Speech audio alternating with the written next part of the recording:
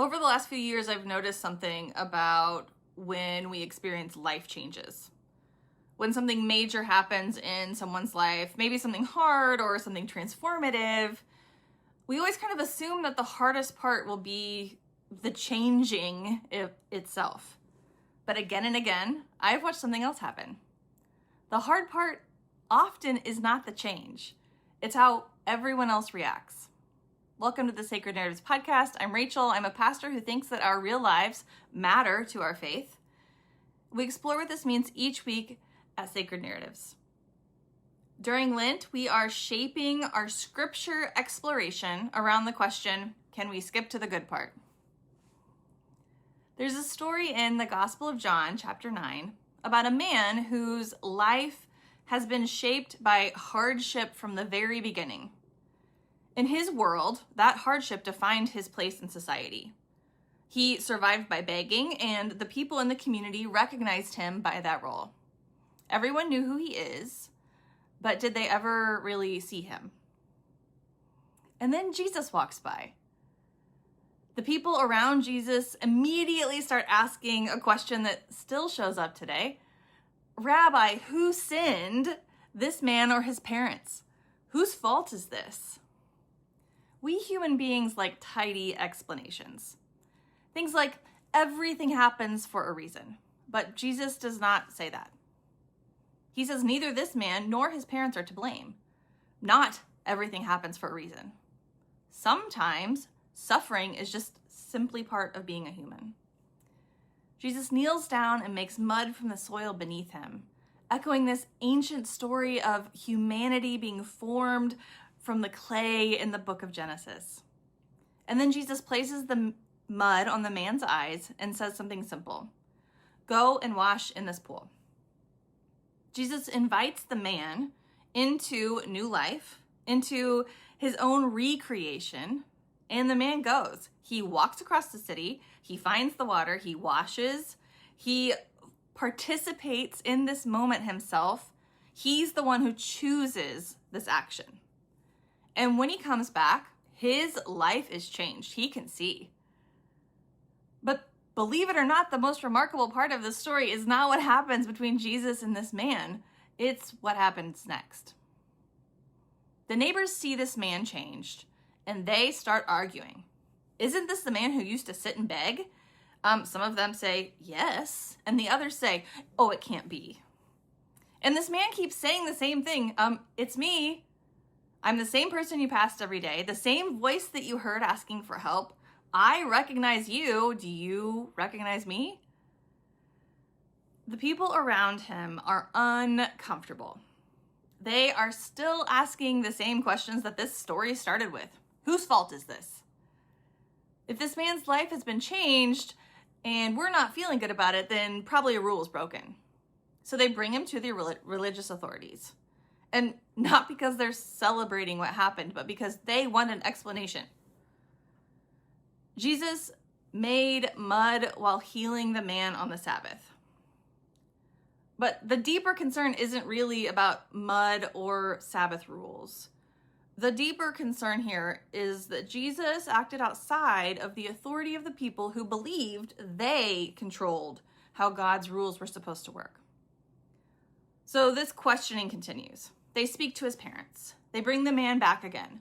They want the problem identified. And someone has to be responsible. Someone has to be the source of this disruption, of their discomfort. They already know it's not them. They're not responsible for this. Maybe it's Jesus. Maybe Jesus is the one who sinned by doing all of this.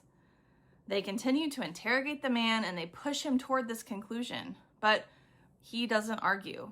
He doesn't debate the rules. He just tells the truth about his own life. One thing I do know, my life has changed. The entire system in this story is built on expectations that the authorities trusted.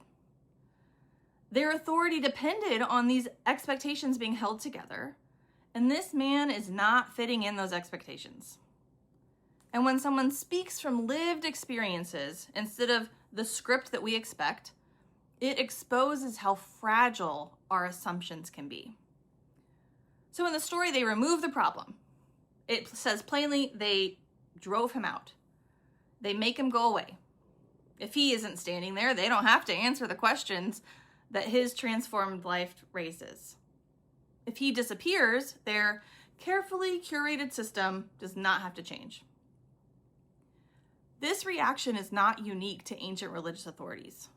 It's human nature. We still do this.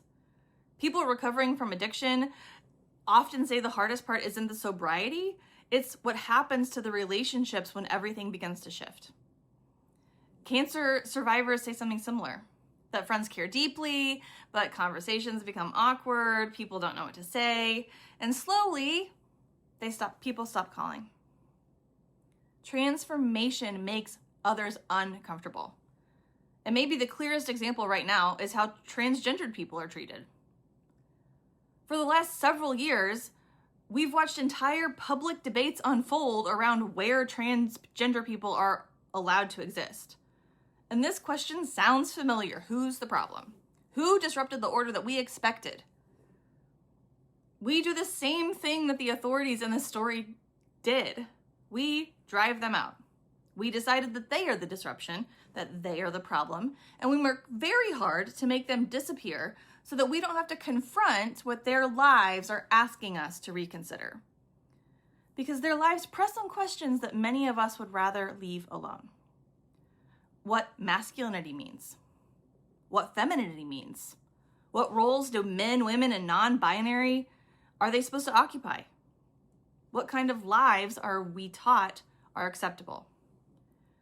What settles us the most is not the person. It's the way that their existence exposes our own uncertainty about what we expect from ourselves and others. I live in Kansas. Friends of mine have recently had their driver's licenses revoked. The literal documentation of who they are has been taken away from them.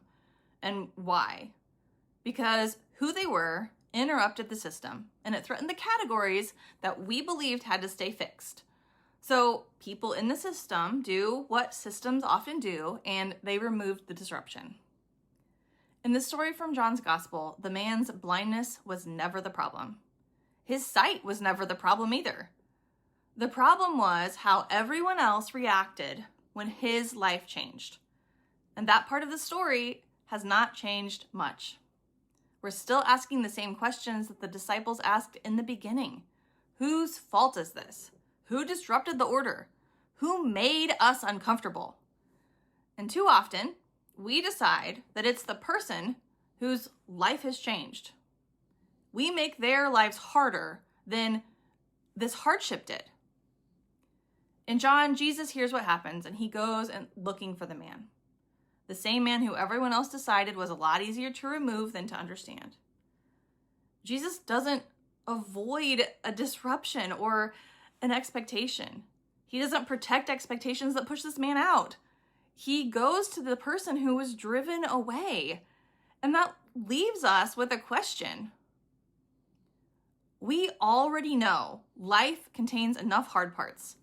Cancer, addiction, identity, loss, pain, loneliness. Why do we make all of this even harder?